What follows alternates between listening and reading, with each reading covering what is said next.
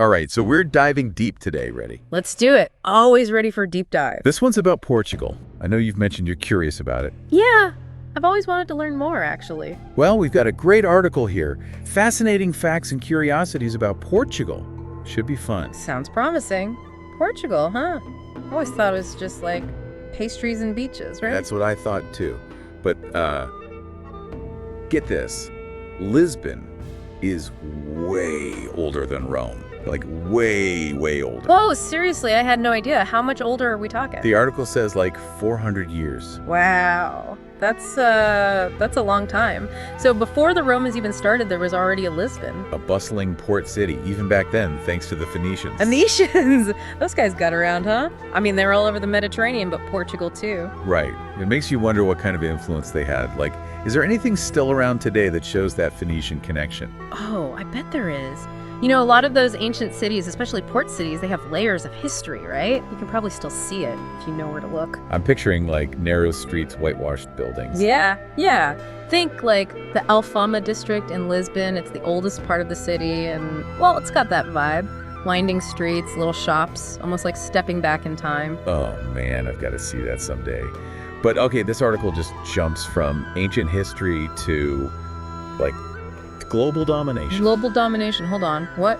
Portugal had this massive empire. It lasted for, get this, almost 6 centuries. 6 centuries? But Portugal's tiny. How did they manage that? I know, right?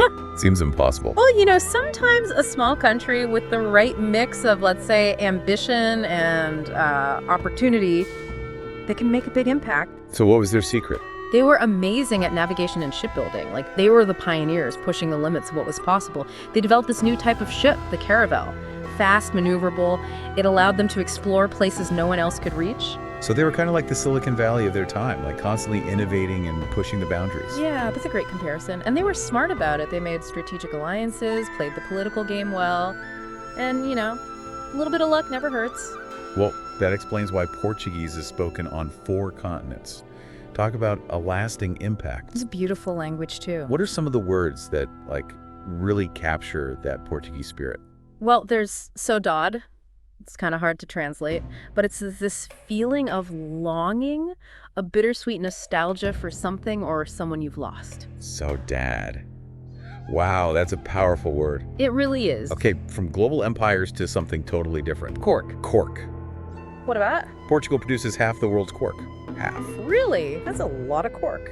It is, and it's not just for wine bottles anymore. They use it for everything. Flooring, insulation, even spacecraft parts. Wait, cork in space? Seriously? Yeah, so versatile. It's lightweight, durable, and sustainable too. Wow, they really do seem to be at the forefront of, well, a lot of things.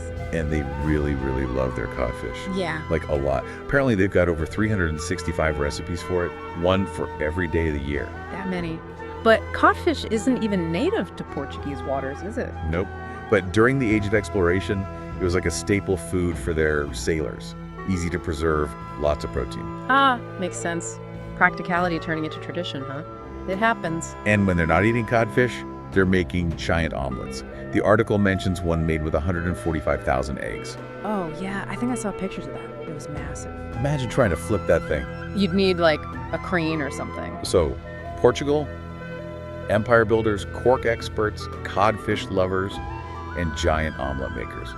But they're also pioneers in human rights. Oh, that's right. They were one of the first countries to abolish the death penalty back in the 1800s. 1867, to be exact. A bold move for the time. It really shows their commitment to human dignity. They were ahead of the curve on that one. And to top it all off, they've got the most beautiful McDonald's in the world. In Porto, right. It's in this amazing Art Deco building. It's like they took a fast food joint and turned it into a work of art. That seems to be a theme with them, blending the old and the new. I'm telling you, Portugal's full of surprises. I feel like we've only just scratched the surface. Yeah, who knew? It makes you wonder what other hidden gems are out there just waiting to be discovered. Thanks for joining us on this deep dive.